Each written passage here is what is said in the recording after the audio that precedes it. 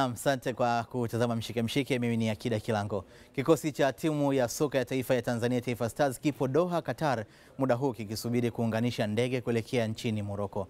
Kikosi hicho kinataraji kuwasili katika mji wa Casablanca saa 3:30 asubuhi kesho kwa saa za Tanzania, kabla ya kuelekea kwenye mji wa Uja ulioko kaskazini mashariki mwa Morocco, ambako mchezo wa Morocco dhidi ya Tanzania kuwania kufuzu Kombe la Dunia utachezwa Machi 26 mwaka huu. Mwandishi wetu Masud Lihenye ana undani wa taarifa hiyo. Kikosi cha timu ya taifa ya Tanzania kimewasili Doha hapa kwenye uwanja wa kimataifa wa Hamadi, na sasa kinajiandaa kuelekea Morocco kwa ajili ya mchezo wa kutafuta tiketi ya kufuzu michuano ya dunia kule nchini Marekani. Naungana na Isa Bukuku, yeye ni mkuu wa msafara wa kikosi hiki. Atatueleza safari ilivyoanza nchini Tanzania mpaka hapa tulipo na wapi tunaelekea. Kutoka uwanja wa ndege wa KIA Kilimanjaro International Airport kwa ajili ya safari ya kuelekea Morocco kupitia Dar es Salaam kuja Qatar, na tutatoka Qatar hapa tulipo tumefika saa 10:37. Tutaondoka Qatar kuelekea Morocco, ambapo Morocco pia tukifika tutabadilisha ndege tena kuelekea katika mji ambao ndio tutakaochezea mechi yetu hiyo. Hali ya wachezaji kwa safari ndefu kama hii iko vipi? Kwanza tunamshukuru Mwenyezi Mungu, safari yetu ni ndefu sana na umeiona ina mikato karibia mitatu, lakini bado ukiangalia wachezaji wetu bado katika hali nzuri, afya njema, na hatuna malalamiko yoyote mpaka sasa hivi. Na mtakapofika sasa katika eneo ambalo mchezo unaenda kuchezwa, programu ya kuhakikisha wachezaji wanakuwa sawa na kikosi kizima kinakuwa sawa itakuwa vipi? Nimeongea na makocha, wanaonyesha programu zao watazirelease mara baada ya kuwasili pale Morocco. Kwa hiyo lakini kwa wastani hali ni nzuri sana, na tukifika tutaendelea na mazoezi kama kawaida, kwa sababu tunatarajia kuondoka hapa Qatar mnamo saa 7 za usiku. Kwa hiyo ni wazi tutafika kule ni usiku mwingi au alfajiri. Kwa hiyo baada ya hapo nafikiri watakuwa na aina fulani ya mazoezi ya kunyoosha viungo, na baada ya hapo tutaendelea na programu zingine. Lakini kikubwa tunapenda kuwafahamisha Watanzania tunahitaji dua zao, lakini hali halisi ya timu yetu ni nzuri sana. Na ni ripoti hiyo mwenzetu Masud Lihenye ambaye amesafiri na kikosi cha Stars kuelekea Morocco katika mchezo huo. Lakini kabla ya kusafiri kwenda Morocco, kambi ya Taifa Stars ilihitimishwa jana Machi 20 mkoani Tanga kwa kukabidhiwa bendera na naibu waziri wa michezo Hamis Mwinjuma baada ya hafla ya iftar iliyoandaliwa na shirikisho la soka Tanzania TFF jana usiku. Mariam Shedafa anakuja na simulizi zaidi. Ni hafla ya kukabidhiwa bendera ya taifa kwa timu ya Taifa Stars ambayo imekwenda sambamba na iftar iliyoandaliwa na shirikisho la mpira wa miguu Tanzania TFF, ambapo naibu waziri Hamisi Mwinjuma maarufu Mwana FA ndo alikuwa mgeni rasmi, na hapa akatoa nasaha kwa wachezaji. Niwasisitize kuhusiana na kuweka mbele uzalendo na kucheza kwa mshikamano, kwa sababu mchezo wa mpira wa miguu mnaokwenda kucheza ni mchezo wa kitimu. Nafahamu uwezo na tofautiana na watu hawamki hivyo kila siku, lakini naamini mkiweka mshikamano mbele, mkiweka uzalendo mbele, mtafika mahali mkapata matokeo ambayo wote tunayatarajia, mkiwemo na nyinyi. Katika miaka ya karibuni chini ya uongozi wa Rais Wallace Karia tumeshuhudia maendeleo makubwa ya mpira wa miguu Tanzania. Sisi siku za katikati, miezi ya katikati tu hapa, tunatajwa kwamba ni moja ya mataifa matatu barani Afrika ambayo yamequalify kwa mashindano 7 yanayoandaliwa na CAF. Huyu mnyonge kwanza sio mnyonge na hanyongwi na haki yake anapewa. Rais wa TFF Wallace Karia amewataka Wanatanga na Watanzania kwa ujumla kuzidi kuiombea timu ya Taifa Stars, kwani itakaposhinda itakuwa imejitengenezea njia nzuri kufuzu Kombe la Dunia.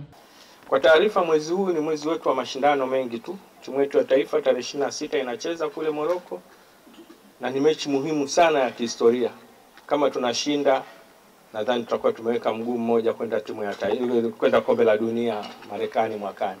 Kwa hiyo kuja kwetu Tanga hapa, tunaomba Wanatanga mfanye dua zenu kumwomba Mwenyezi Mungu aweze kuwawezesha hapa hawa watakapokuwa Morocco waweze kupata ushindi. Mchezaji Simon Msuva ndio kiongozi ambaye amekabidhiwa bendera kwa niaba ya wachezaji wenzake, na hapa akaeleza utayari wao kuelekea mchezo huo. Kwa sasa hivi nipo mimi naongoza jeshi langu, kikubwa tutaenda kupambana kwa sababu mchezo sio mwepesi. Kila Mtanzania anafahamu umuhimu wa mchezo huu, lakini mimi naamini tutapambana na makocha wetu wanajua nini cha kufanya, wana approach ambayo wanajua tutaingia nayo. Kwa kikubwa sisi tuko tayari katika huu mchezo. Timu ya Taifa Stars ambayo iliweka kambi hapa mkoani Tanga kwa ajili ya kujiandaa na mchezo dhidi ya Morocco imeondoka Ijumaa hii kuelekea Morocco kupitia uwanja wa ndege wa Kilimanjaro KIA. Mariam Shedafa, Azam Sports. Baadhi ya waandishi wa habari za michezo nchini wameonyesha matumaini makubwa kwa timu ya taifa ya Tanzania Taifa Stars kuelekea kwenye mchezo huo wa kufuzu kombe la dunia dhidi ya Morocco, wakiamini lolote linaweza kutokea, muhimu kumheshimu mpinzani tu. Hiyo mechi ni ngumu kwa namna yote ile. Kitakachotubeba sisi lazima tuende kwa nidhamu, tuende kwa heshima, tusiwahofie, tusiwaheshimu kupita kiasi, ila tuwaheshimu. Mchezo wa mpira siku hizi unahitaji heshima. Ukimheshimu mpinzani wako utajua namna gani uingie na game approach gani ili uweze kumfunga kule kwao, hata ikiwezekana upate hata sare. Tuliwafunga Zambia nchini kwao. Kama kumbukumbu zangu zipo vizuri, pia tuliwafunga Niger tukiwa ugenini kwao. Na sasa tunakwenda kucheza na Morocco ugenini. Kama tuliweza kuzifunga hizi timu mbili ugenini, sioni sababu ya kwenda kushindwa dhidi ya Morocco. Kikubwa ni kujiamini. Ni kujiamini kwa sababu hakuna linaloshindikana kwenye mchezo wa mpira wa miguu. Timu ya Morocco yenyewe tuliona kwa kujiamini kwao katika kombe la dunia lililopita waliweza kufika katika hatua za juu zaidi, kitendo ambacho hakikutarajiwa na mataifa makubwa hayo tunayoyaita giant kutoka Ulaya. Kwa hata na sisi tukijiamini zidi ya hao tukacheza na kufuata maelekezo ya mwalimu, tunaweza tukapata hata alama moja huko kwao. Sasa kama Morocco iliweza kufanya vile dhidi ya giant mataifa makubwa ya soka duniani, kwa nini Taifa Stars isiweze kufanya hivyo dhidi ya Morocco? Kuna siku hizi mpira ni unamsoma adui, unamsoma udhaifu wake, unamsoma uimara wake, unaenda kumfunga, na ndio maana tunaona duniani sasa hivi matokeo hayatabiriki, timu hazingine na matokeo tena mfukoni kama zamani. Kwa mimi naamini Taifa Stars inaweza kufanya kitu. Ni maoni hayo ya waandishi wa habari wakizungumza kuelekea katika mchezo huu, na kwa nukta hii tunaelekea hapa kutazama kile ambacho umeweza kutuandikia katika mitandao, lakini nitamkaribisha pia hapa Godlizen Muro ili kwa pamoja basi tuweze kungamua naye kile ambacho watazamaji wetu wameweza kutuandikia katika mitandao ya kijamii. Tuanze kwanza kwa kutazama kile ambacho tumeweza kukuuliza kupitia katika akaunti zetu mbalimbali, kisha baada ya hapo basi tutakusomea. Karibu sana Muro. Asante sana Kita. Tunaelekea kutazama kile ambacho watazamaji wetu wameweza kutuandikia. Swali ni hili kama ambavyo naliona Godlizen lilikuwa lauliza, Taifa Stars inazihitaji alama 3 za Morocco. Tupe kikosi chako cha ushindi unachotamani kianze. Swali lilikuwa ni hilo, lakini tuanzie sasa katika upande wa Instagram. Huyu ni Omari Junior Mfuko, anasema namba 1 Suleiman Kapombe, 3 Zimbwe, 4 Baka, 5 Job, Mirosh, Msuva, Mudathiri Yahaya, Clement Mzize 9, 10 Faisal, 11 Kibu Dennis, wakati Castle Junior yeye anasema namba 1 anaanza na Salim Katoro, amemweka pia Shomari Kapombe, Mohamed Hussein, Dickson Job, Ibra Baka, Yusuf Kagoma, Novatus Dismas, Clement Mzize, Faisal Salom, Simon Msuva, lakini pia amemjumuisha hapo Kibu Dennis mkandaji. Lakini Goligota Magabe Mkono anasema wa GGM Unit Geita, anasema mfumo anaotumia ni 4-2-2-2. Chambuzi zitanipitisha baadaye katika mfumo huu. Anasema hiki hapa kikosi cha Taifa Stars cha maangamizi dhidi ya Morocco. Salim au Yakubu Kapombe ameanza na Zimbwe, Ibrahim Baka, Dickson Job, Novatus Dismas, Simon Msuva, Mudathiri Yahya, Clement Mzize, amemweka pia Faisal, na 11 amemaliza na Kibu Dennis. Anasema hapo Morocco anakufa kiume. Tuelekee sasa katika upande wa Facebook kuweza kuangalia kile ambacho umeweza kutuandikia kupitia katika ukurasa wetu huo. Huyu ni Yohana Michael, ameanza na mfumo wake ni 4-2-3-1. Akiwa anasema Katoro, Kapombe, Zimbwe, 4 amemweka Jobu, 5 Hamza, 6 Kagoma, Msuva, Mirosh, Mzize, Fei, lakini amemaliza na Kibu Dennis. Lakini Teresia Cosmas yeye amesema kikosi chake cha ushindi Ali Salum, Haji Mnoga, Mohamed Hussein, Dickson Job, Ibrahim Baka, Kagoma, Msuva, amemweka pia Mirosh, Kevin John, yupo pia Faisal, na 11 amemaliza na Mzize. Anasema kwa kosi hili Mwarabu lazima aumie mapema kabisa. Lakini Maxon Benezeth Anasema anaanza na Ali Salim, Shomari Kapombe, Zibwe Junior, Dickson Jobo, Abdullah Baka, Novatus Dismas, Idi Selemani Nado, Mudathiri Yahya, na Clement Mzize, 10 Faisal Salum na 11 amaliza na Kibu Dennis Prosper. Anasema kikosi chake hicho anasema kushinda ngumu lakini kinaweza kupambana. Kila laheri Stars. Hao ni maoni kupitia Facebook. Tumalizie na X zamani Twitter. Amos Kiswaga anasema binafsi anaenda hivi. Anaanza na Ali Salim, anaenda na Haji Mnoga, Zimbo Junior, Job Baka, Novatus, Mudathiri, Faisal Msuva, Kibu Mzizi. Anasema hapo wachezaji wakiwa na nidhamu na kujituma tunawashangaza Morocco. Lakini Bonaventure Masala yeye anasema anaanza na Ali Salim, kwa upande wa linzi Shomari Kapombe, Mohamed Hussein, Ibra Baka na Job. Viungo kuna Novatus Dismas, Kibu Dennis, Mudathiri, Faisal Msuva pamoja na Mzizi. Wakati Thomas Matalu anaanza na Ali Salim, anakuja Kapombe, Mohamed Hussein, anaanza na Hamza, Sergeant Baka. Tusisahau hilo, juzi tuliona kilichotokea. Dismas, Msuva, Mudathiri, Mzize, Feitoto pamoja na Kibu Dennis Prosper. Haya ni hivi ni vikosi vya wale ambao tumetumia kupitia katika mitandao ya kijamii. Lakini kipo kikosi cha mchambuzi wetu hapa Godlizen Muro. Si vibaya pia tukamwekea hapa na atueleze ni kwa nini ameamua kwenda nacho hivyo. Kwa mahitaji ya mchezo huu, golikipa Ali Salim Katoro kwa sababu ya namna ambavyo amekuwa akikosekana Aish Manula Tanzania 1, Ali Salim amepata game nyingi sana ikiwemo dhidi ya Zambia ambao tulishinda pale Zambia. Lakini fullbacks wawili kwa maana Mohamed Hussein kapteni wa Simba pamoja na Shomari Kapombe, performance yao kwenye ngazi ya club wamekuwa vema sana msimu huu.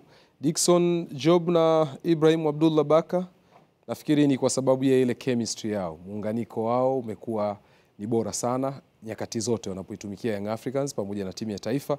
Hauhitaji kuongeza kitu sana juu yao zaidi ya mambo mbalimbali ya kimbinu. Lakini kwenye viungo wa ulinzi chini, nimeamua kuanza na Yusuf Kagoma pamoja na Mudathiri kupata utulivu kwenye eneo la chini, hasa timu inapoweza kutengeneza ile tempo yake. Lakini Mudathiri ni kiungo ambaye anaweza akaongezeka pia kwenye eneo la juu, lakini wakati unamhitaji pia kwenye kukaba eneo la chini atakupa ile performance yake ya 100%. Na hichi kikosi ni kwa sababu kinakwenda kuangalia balance ya kuzuia pamoja na kushambulia kwa wakati huo. Simon Msuva na Kibu Dennis kwenye mbawa mbili za timu, kwa maana wingers wawili ambao wote hao ukiangalia wana work rate nzuri ya kuisaidia pia timu wakati imepoteza mpira. Faisal kama offensive midfielder kwa maana kiungo ambaye atakuwa anafanya kazi za kutengeneza zile nyakati za ubunifu kwa timu. Lakini Clement Mzize utampata kwenye maeneo yote makubwa mawili kama mshambuliaji kinara, lakini kwenye nyakati anaweza akawa anapishana na Kibu kwenye ile rotation movement ndani ya kiwanja, hasa kwenye zile nyakati ambazo unataka wachezaji ambao watakuwa wanaweza kuact kwenye maeneo tofauti tofauti ndani ya kiwanja. Mzize akisimama eneo la juu, unapata kwa umri wake, kasi aliyokuwa nayo, nguvu pale juu, uhai utakuwa ni mkubwa sana kwenye eneo hilo. Kama unataka kubalance eneo la kushambulia na eneo la kuzuia, kuwe kuna mzania sahihi. Mbali na hilo Muro, je, una kikosi kingine mbadala tofauti na hiki? Yes, of course. Ni kikosi tofauti ambacho kama mwalimu atahitaji kuwa na timu ambayo ina defend zaidi, inakaa nyuma ya mpira. Kwa kuitazama Morocco ni timu ambayo inafanya vema sana, watakulazimisha muda mwingi wawe na mpira wao. Kwa kutazama hicho ndio maana tumejaribu kuangalia defenders watatu wakati ambao wanafanya vema, Hamza, Job pamoja na Abdullah Baka. Kipa akibakia ni huyu Shomari na Zimbwe kwenye flanks, kwenye wingbacks kwa maana ya kupanda na kushuka. Tayari unakuwa na walinzi watano. Miroshi pamoja na Novatus kwenye base ya midfield. Mudathiri akiwa zaidi kama kiungo mshambuliaji kwa sababu nitampata wakati wa kuzuia. Simon pamoja na Kibu akisimama wawili pale juu. Nikushukuru kwa sasa Muro kwa kutupitisha katika kikosi chako hiki. Asante. Huu ni Mshike, mimi ni Akida Kilango.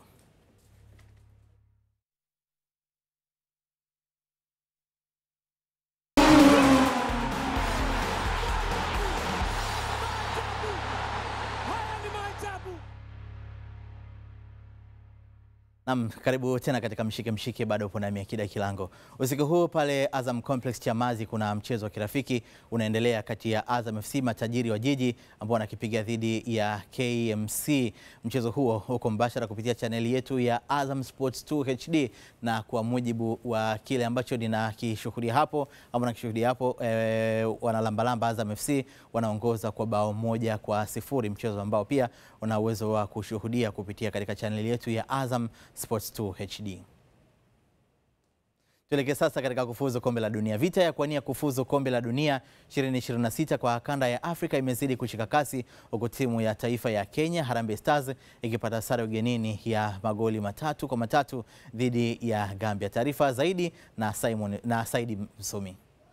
Mchezo huo wa kwanza kwa kocha Ben McCarthy ulimalizika kwa sare ya magoli 3-3 dhidi ya Gambia, inayofundishwa na kocha wa zamani wa Uganda The Cranes na klabu ya Gor Mahia maarufu kama Kogalo, Jonathan McNeist. Magoli ya Gambia yamefungwa na Musa Balo aliyefunga mabao 2 na Yakuba Minte, huko magoli ya Kenya yakifungwa na Michael Lunga, Mohamed Bajabal na William Wilson na kugawana alama 1 kwa kila timu. Mchezo mwingine, Gabon amepanda mpaka nafasi ya kwanza kwenye msimamo wa kundi F baada ya kufikisha alama 12 kwenye michezo 5 aliyocheza baada ya kupata ushindi wa magoli 3-0 dhidi ya Seychelles. Ilhali Zimbabwe The Warriors wakiwa nyumbani walifanya kazi ya ziada kutoka nyuma kwa magoli 2-0 ndani ya dakika 35 za kipindi cha kwanza dhidi ya Benin kwa magoli ya Steve Munie na Doku Dodo na kusawazisha kupitia kwa nyota Marshall Mudnetsi na Knowledge Musona. Alama 1 walioipata Benin imewapa usukani kwenye msimamo wa kundi C wakiwa na alama 8 kwenye michezo 5 waliocheza ya kufuzu kombe dunia kwa kanda ya Afrika. Kwenye kundi D, bao la kiungo Yannick Semedo dakika 85 ilitosha kuipa alama 3 muhimu Cape Verde kwenye ushindi wa bao 1-0 dhidi ya Mauritius na kujikita kileleni mwa msimamo wa kundi D wakiwa na alama 10 kwenye michezo 5 waliocheza mpaka sasa. Ilhali kocha Msenegal Aliou Cisse alianza na mguu wa sare kwenye kibarua chake kipya ndani ya timu ya Libya baada ya kubanwa nyumbani kwa bao 1-1 dhidi ya Angola maarufu kama Parancas Negras. Matokeo mengine, kundi A, Sierra Leone imeondoka na ushindi wa magoli 3-1 dhidi ya Guinea Bissau, huku Malawi ikikubali kichapo cha bao 1-0 kutoka kwa Namibia kwenye msimamo wa kundi H, wakati Uganda The Cranes maarufu kama Korongo akiwa ugenini amepokea kichapo cha mabao 3-1 kutoka kwa Msumbiji The Mambas ndani ya kundi G. Saidi Msumi,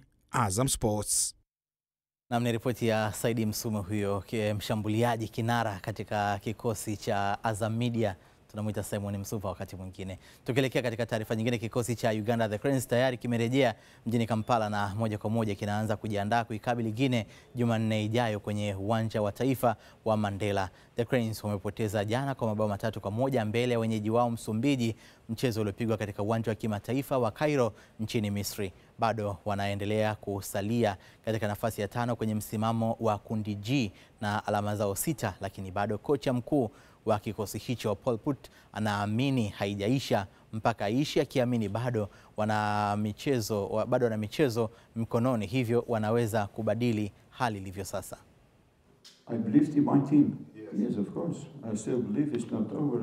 Bado ninaamini kwamba tunayo nafasi ya kufanya vyema. Ninakumbuka wakati nikiwa Burkina Faso tulipoteza dhidi ya timu ya katikati ya kundi. Hivyo tukalazimika kucheza mchezo wa mtoano dhidi ya Algeria kuania kufuzu kombe la dunia na tukashinda.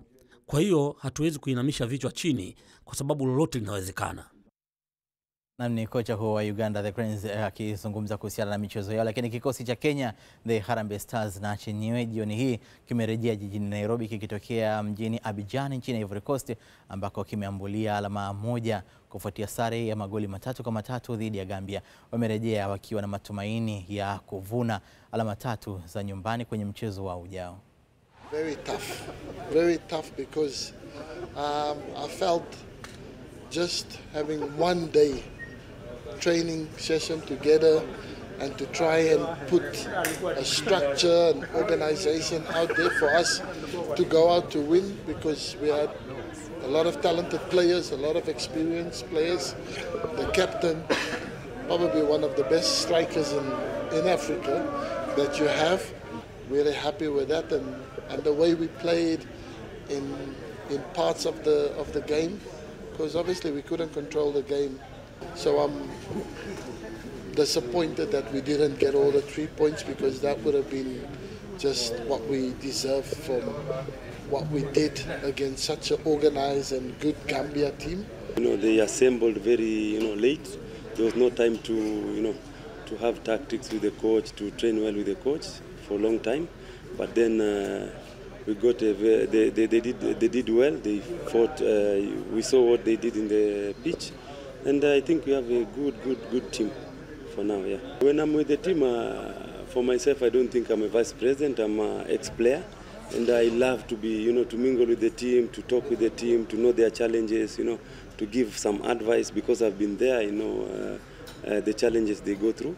So I think when I'm with them, it's ex-players, a legend for them, and we just talk football. For this one, I'm very confident with the fans and the team we have. We'll win the game. Well, at the end of the day, it's all about the team spirit, and it's all about teamwork. When you start singling out individual players, then it doesn't become much more of a teamwork. But at the end of the day, you could see that we scored 3 goals away from home. It shows that there was something coming into the attack, and we hope that we can continue to find the back of the net in the upcoming games, which is quite important. And going forward, we hope that we can continue with the same team spirit that the team showed yesterday. Namna kikosi hicho cha Kenya kikiwa kinaondolewa na Ben McCarthy ambaye pia amewahi kuhudumu katika klabu ya Manchester United kama kocha wa washambuliaji. Lakini tayari maandalizi ya kuialika Gabon katika mbio hizo za kufuzu kombe la dunia zimeanza kwa Kenya the Harambee Stars. Jumapili hii mtanange huo utachezwa kwenye uwanja wa Nyayo. We understand that there may be challenges within the football sector. And the only way we can be able to solve these challenges is through the ticketing process. We also understand that there may be other challenges pocket-wise. The reason we put the tickets at 300 bob, because the discussion earlier, we had put the price much higher. It will be also important for us to understand that moving forward, this will be the norm. Ticketing will be a very big component towards the resources that Football Kenya Federation requires to perform her agenda. So we will call upon all the fans, we will urge all the fans, we will urge all the stakeholders to come out in large numbers and support Harambee Stars. We have GSU, we have regular police, we are here, and also the NYS personnel, so that we can team up together to see to it that the event is well catered for.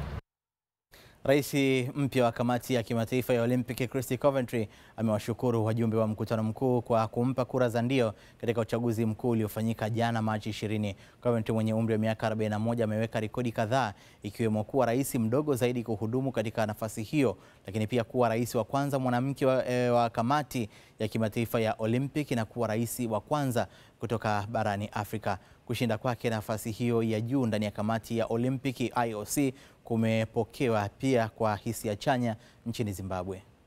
I just wanted to start off by really thanking the IOC members. Ningependa kuanza kwa kuwashukuru wajumbe wa mkutano mkuu wa kamati ya kimataifa ya Olympic kwa kuniamini na mazingira mazuri ya kujiamini walionitengenezea.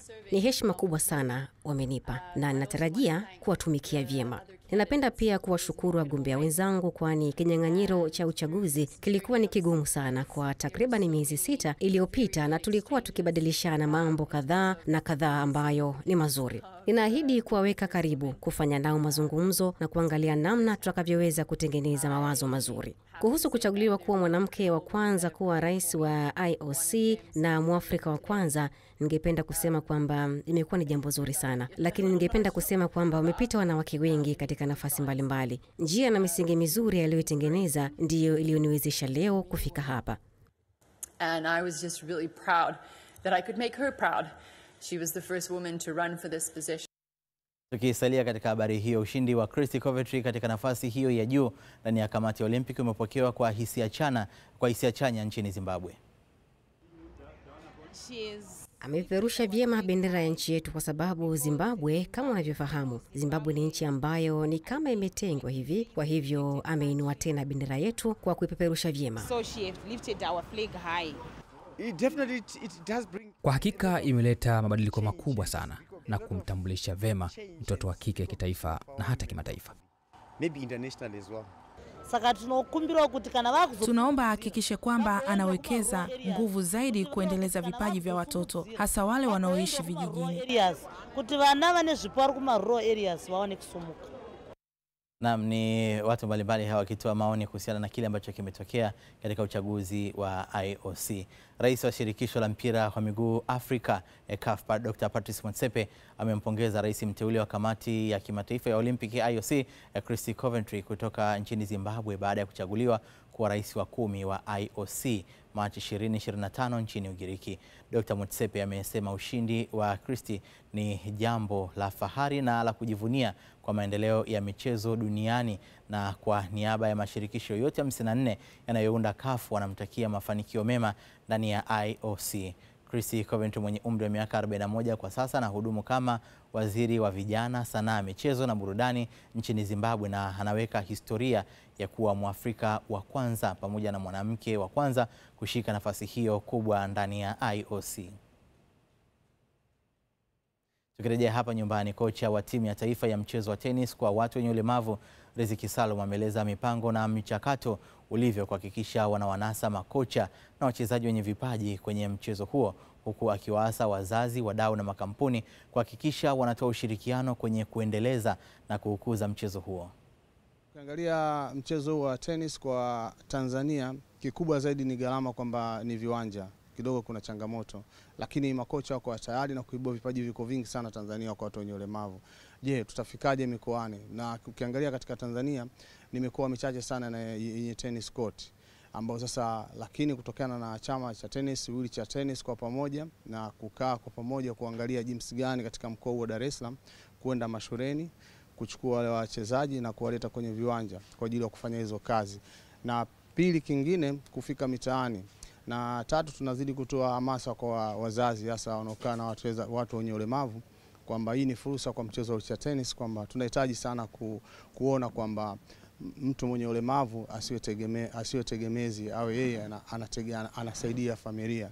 Kikubwa zaidi bado kuna baadhi ya kuwa na asilimia kubwa kwamba unajua kuna hivi vitu watu wanajitoa, na mara nyingi kushikwa mkono inakuwa ni ngumu zaidi kwa watu wenye ulemavu. Lakini kwa kijionyesha katika group kama hivi wanavyocheza tunaona, na tunashukuru hata media Azam kwamba kuangalia jinsi gani mnavyopita kila sehemu, kuangalia hao wanacheza mchezo huu wanafanyaje, na ili kwa wazazi vile vile wahamasike. Unajua unapotokea fursa kama hii wasishinde kujaribu, unajaribu sababu mchezo watu wenye ulemavu iko mingi, kama kuna wheelchair basketball, kuna powerlift. Kwa hiyo kote ni chachu. Ukiangalia hata mashindano kubwa zaidi tunahitaji tupeleke wachezaji si chini ya 10-15. Na ukiangalia katika mchezo hiyo watu wenye ulemavu kwa Tanzania bado hauna wito mkubwa, kwa support kubwa ni sponsor. Sababu mchezaji anaweza akafanya mazoezi mengi, mwisho wa siku akakosa safari ya kwenda. Ili kwa sisi tunaomba basi makampuni, wadau, vile vile hata viongozi vile vile kuangalia kwa macho mawili. Riziki Salum huyo kocha wa tenis kwa upande wa wachezaji wenye ulemavu ama wheelchair. Huu ni mshike mshike. Kabla ya kwenda mapumziko, si vibaya nikakufahamisha yale tutakayofahamu tukirejea. Je, wazifahamu fursa zilizopo kwenye soka la ufukweni kwa Watanzania? Na vita ya kupanda ligi kuu NBC yaongeza ugumu katika championship.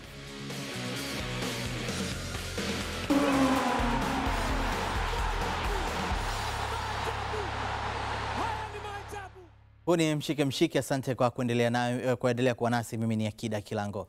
Soka la ufukweni ni miongoni mwa michezo muhimu inayopasua anga la kimataifa, ingawaje maendeleo yake bado yanajikongoja kufikia kuzalisha fursa nyingi hapa nchini. Huyu hapa Jaruf Rajab Juma, kocha mkuu wa timu ya taifa ya Tanzania soka la ufukweni na mchezaji wa mchezo huo anayekipiga nchini Morocco, akieleza namna soka la ufukweni linavyoweza kuleta fursa nyingi nchini, yeye akiwa kama mfano kwa wachezaji wengine. Usajili wangu mimi naamini umekuwa mwanzo mzuri na fursa ziko wazi kwa kipindi ambacho nimecheza. Fursa ziko wazi kwa vijana wengine wengi wa Tanzania ambao wana ndoto za kucheza mpira, lakini fursa kwao imekuwa, tunasema beach soccer imekuja kuwa mkombozi kwa vijana, kwa maana ya kwamba beach soccer haichagui.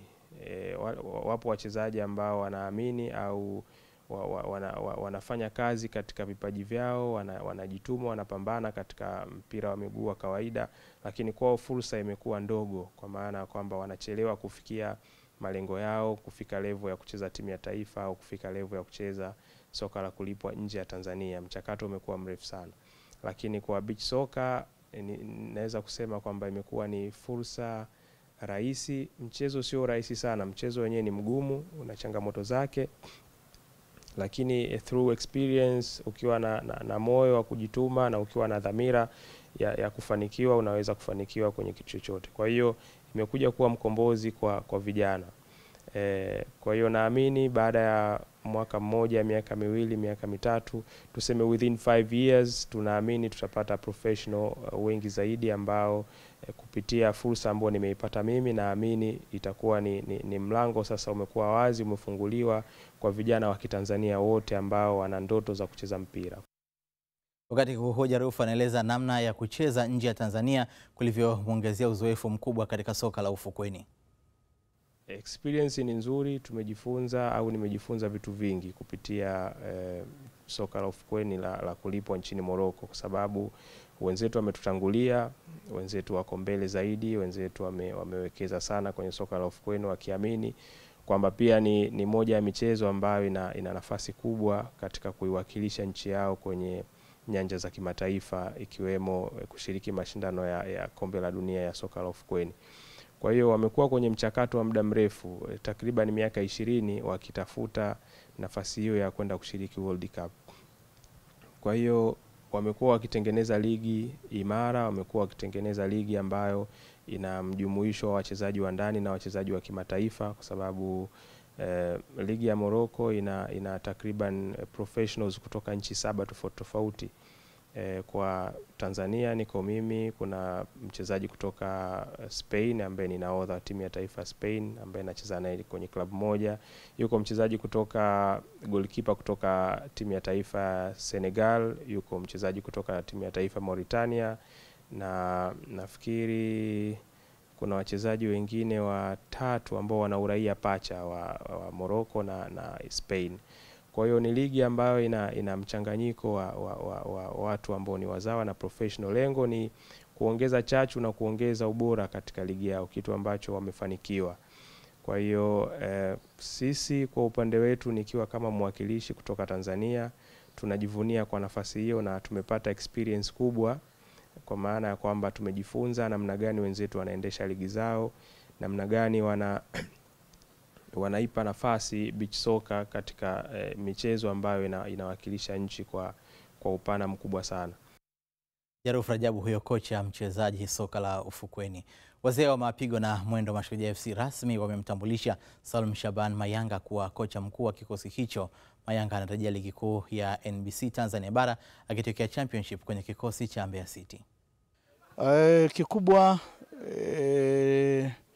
ni kuja kufanya kazi na timu ya Mashujaa, na hasa namna gani nitashirikiana na wenzangu kuweza kuwajenga vijana katika mechi zilizobakia za ligi kuu.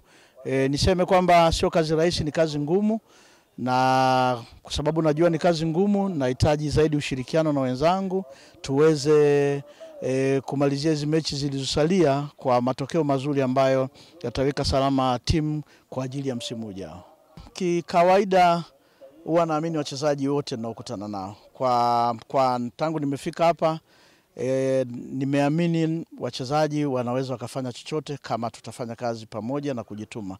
Hilo sina wasiwasi nao, na uhakika watafanya kazi vizuri. Lakini kikubwa nimekuja kufanya kazi kuweza kuiweka timu kwenye mazingira mazuri. Timu iko vizuri, nimekuja kuongeza nguvu pale tulipofikia tuweze kusogea mbele zaidi, kwa maana kwamba tumalize ligi kwenye msimamo wa nafasi nzuri zaidi, na kadiri muda utakavyokwenda, imani yangu timu itazidi kuimarika zaidi kama ambavyo saizi ilivyo. Hamna miujiza, watoe ushirikiano mkubwa kwa timu, waiunge mkono timu, na uhakika kama itafanyika kazi ya pamoja, timu itakuwa iko bora zaidi. Tumepata mwalimu mpya ambaye si mpya kwenye masuala ya football, lakini mpya katika timu yetu ya Mashujaa Football Club, na amekuja, nadhani ana mipango mingi. Tunamwomba Mwenyezi Mungu atujalie kwa hili, kwa sababu anaonesha na jinsi gani ana uwezo wa kutusaidia katika hapa tulipo na kuendelea mbele zaidi. Lakini pia amekuja na programu ambazo tunaziona, naenda kuona kuna vitu vipya vinaenda kutokea. Kwa hiyo tunaona kuna mapya. Kwa hiyo tunamwomba Mwenyezi Mungu pia kwa hilo tujalie. Nadhani toka mwalimu kaingia amekuja na mabadiliko. Kwa hiyo mimi naamini katika mabadiliko yake ataweza akatupa kitu kipya. Kwa hiyo tuamini katika hicho, tusubirie muda. Raundi ya 24 ya Championship imeendelea katika kituo cha ufundi TFF Kigamboni, Mbeya City. Timu ya kizazi kipya imeichapa Transit Camp mabao 3-2. Ushindi huo umekuwa na faida kubwa kwa Mbeya City, wakisogelea kwa karibu Mtibwa Sugar ambao ndio vinara kwenye msimamo, wakati jahazi la Transit Camp likiwa linazidi kuzama. Naungana sasa na Godlizen Muro kwa ajili ya kwenda kutazama taarifa hiyo. Muro, kwa ambacho kinaendelea hivi sasa ni kwamba ushindani kule katika Championship unaonekana kuwa mgumu kabisa. Kila mmoja akihitaji kwenda katika ligi kuu ya NBC, na tofauti ya alama kati ya Mbeya City walioshinda leo na Mtibwa Sugar ni alama 2 tu. Vinara Mtibwa 54, Mbeya City alama 2. Vita kweli kweli. Lakini Mtibwa kumbuka ana mchezo mmoja mkononi. Mbeya City leo amecheza mechi ya 24, amefikisha pointi 52. Mtibwa ana michezo 23. Kwa hiyo kama atashinda Mtibwa anaweza akaongeza gap likawa kutoka alama 2 mpaka alama 6. Nchini yake hapo ndo kuna Stand United, kuna kina Geita, kuna TMA, Mbeya Kwanza na kadhalika. Lakini hizi timu mbili ambazo kwa kanuni zilizopo mpaka sasa, Championship timu mbili za juu, nafasi ya kwanza na ya pili, kama ambavyo unamuona Mtibwa na Mbeya City, kama watasalia hivi mpaka mechi ya 30 ya mwisho wa msimu, zinafuzu moja kwa moja ligi kuu kwa maana NBC Premier League. Nafasi ya 3 na ya 4 tunafahamu huwa wanacheza playoff ya kwao, home and away, ili kuja kucheza na timu ambayo imedondoka huku kwenye playoff nafasi ya 13 na 14 kwenye katika ligi kuu ya NBC. Lakini kwa maana ile kutazama namna gap la pointi jinsi lilivyo, Muro, inakupa picha gani? Kwa sababu kwa kipindi cha nyuma kidogo gap lilikuwa ni kubwa kati ya Mtibwa na Mbeya City. Yes, nafikiri Mtibwa michezo yake miwili iliyopita hakuwa na matokeo mazuri, amepoteza miongoni mwa michezo hiyo. Lakini kwa Mbeya City kitu kizuri ambacho Mtibwa anaweza akawa anakitazama, hawa watu wawili walioko chini ya Mtibwa kwa maana ya Mbeya City na Stand wana mechi yao ya kukutana wao kwa wao, ambayo Mtibwa anaitazama kama vita ya panzi. Ikitokea ile mechi yao kati ya Mbeya City na Stand United, hata ikapatikana sare, itazidi kumfanya Mtibwa kuwa na michezo michache tu iliyosalia kuweza kuwa bingwa wa Championship na kufuzu moja kwa moja ligi kuu. Kumbuka zinafuzu 2, lakini kuna yule bingwa wa Championship kwa maana anayekuwa amemaliza kama kinara. Kwa hiyo ukitazama hilo gap pamoja na michezo iliyosalia, bado ni michezo ambayo inaweza ikabadilisha upepo. Sio pointi nyingi sana, ni pointi za michezo 2-3 kubadilisha hali ya mambo. Lakini je, consistency ikoje? Ule mwendelezo wa matokeo ya kila siku. Bado unaona Mtibwa, mechi zilizosalia za Mtibwa ukizitazama kwenye ratiba yao, bado utagundua ni mechi nyingi ambazo ni za wapinzani ambao wanaweza wakawa na level ya chini kuliko Mtibwa na namna ambavyo wamewekeza msimu. Lakini kwa Mbeya City ambao shauku yao msimu wa pili huwa wapo kwenye ligi kuu, unaweza ukaona kusimenti kwenye hiyo nafasi ya pili ama ya kwanza kama watafanikiwa kumchallenge Mtibwa, inawezekana the Purple Nation ama taifa la zambarau likarejea tena kama ambavyo walikuwa chini ya Juma Mambusi wakati huo wakituletea kina Kaseke, kina Mwigane Yea, kina Peter Mwalianzi. Kwa kifupi kabisa kabla hatujaelekea mapumziko, Muro, tumeona katika ligi kuu ya NBC haina nyumbani wala ugenini, popote mtu anashinda. Hivyo hivyo Mbeya City wamelifanya hilo katika uwanja wa ugenini. Mchezo ulitakiwa kuchezwa Meja Jenerali Samuel, lakini ukachezwa katika kituo cha TFF, lakini popote pale mtu anashinda. Kwa kifupi sana. Yeah, of course, na quality yako inaweza ikawa inaamua hivi vitu. Kwa Championship ilivyo, sio tu quality kwa maana ubora wa wachezaji, wanaweza kutoa 100% kwenye nishati ndani ya kiwanja. Championship ni miongoni mwa ligi ambazo nguvu na kasi kwa kiwango kikubwa sana, ukiachana na zile nyakati za ubora wa mchezaji mmoja mmoja. Nikushukuru sana Muro. Asante. Naam, ni mchambuzi wangu hiyo Godlizen Muro akitupitisha katika kile ambacho kimejiri katika mchezo huo wa Championship. Tupate mapumziko, tutakaporejea baada ya hapo mengi kuyafahamu hapa katika Mshike Mshike.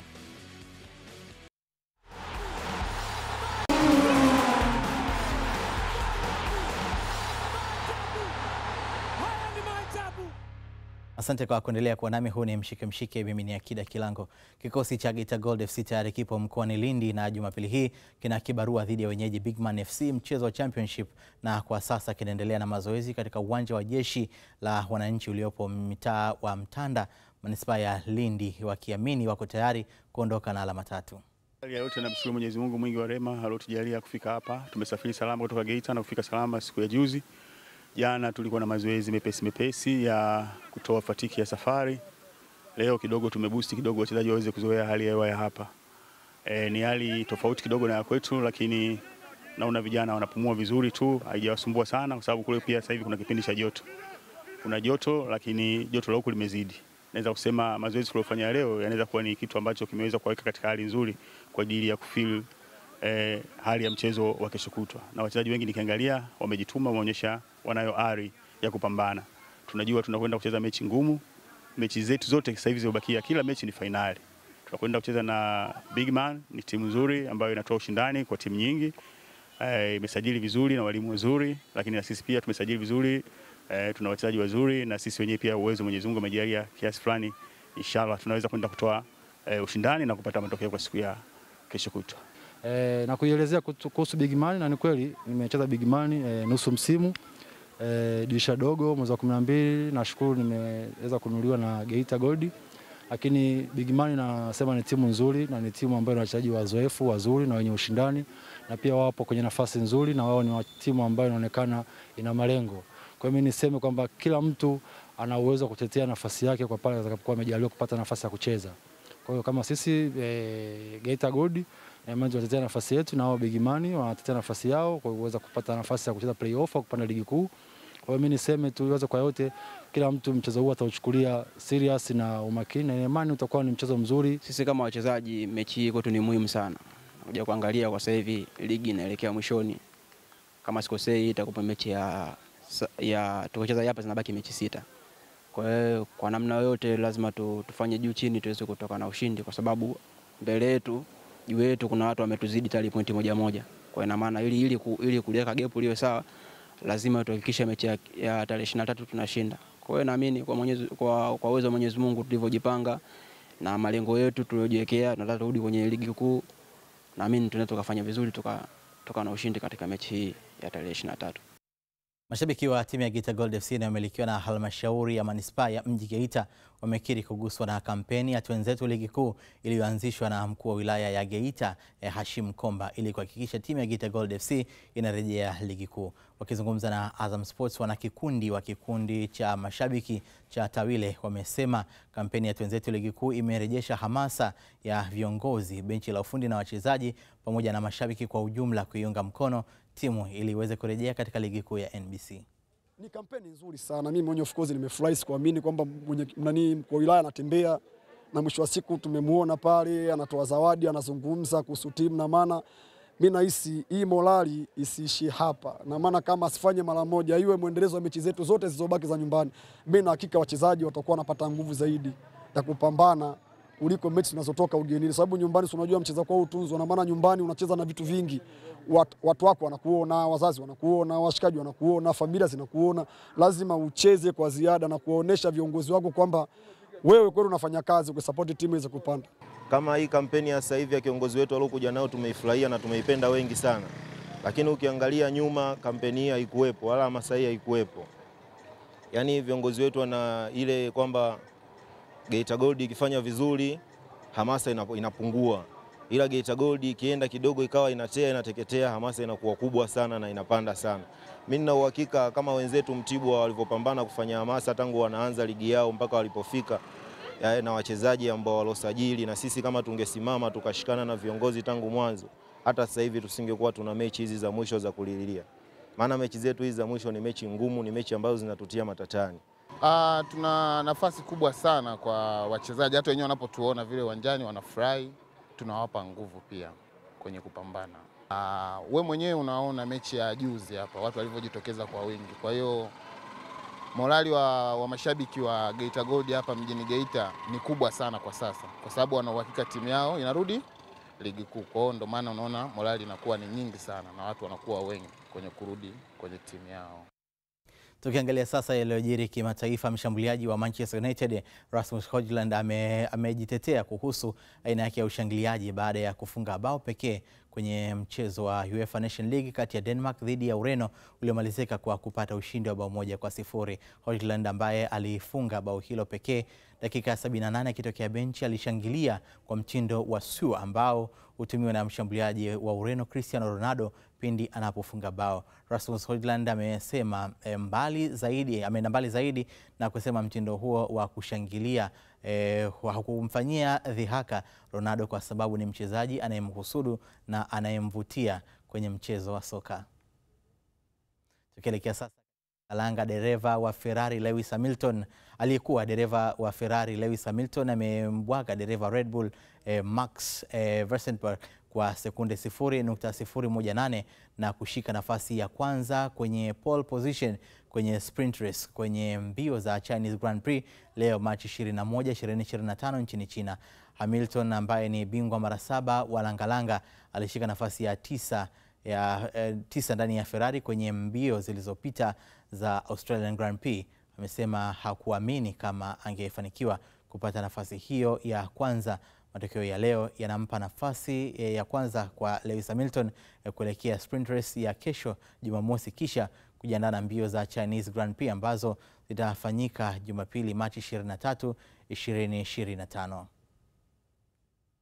Tukielekea sasa katika mchezo wa tennis, nyota Giannis Antetokounmpo amefunga vikapu 28 na kuiongezea Milwaukee Bucks kuilaza Los Angeles Lakers kwa vikapu 118 kwa 89 kwenye mchezo wa ligi kuu ya kikapu Marekani NBA kwa kanda ya magharibi uliochezwa leo alfajiri ya Machi 21, 2025 nchini Marekani.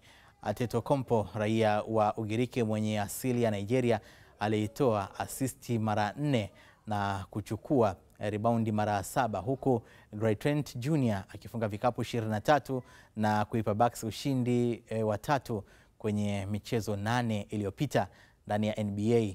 Upande mwingine, LeBron James ambaye ni mtoto wa gwiji wa NBA, LeBron James alifunga vikapu 17 na kutoa asisti mara 5, huku Lakers ilikosa huduma ya nyota Luka Doncic na Austin Rivers ambao wanaungana na majeruhi wa muda mrefu LeBron James na Rui Hachimura. Naam, ni kupitishe sasa katika muktasari kabla hatujahitimisha kile ambacho tumekuandalia usiku huu hapa katika Mshike Mshike. Taifa Stars safarini usiku huu kuifuata Morocco, mchezo wa kuania kufuzu fainali za kombe la dunia ukipigwa kaskazini mashariki mwa Morocco.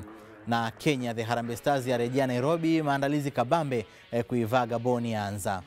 Je, wazifahamu fursa zilizopo kwenye soka la ufukweni kwa Tanzania? Tulikupitisha hapa na ukazifahamu. Kufika hapo hakuna la ziada katika Mshike Mshike. Kwa niaba ya timu nzima, mimi ni Akida Kilango, uwe na mwisho mwema wa wiki.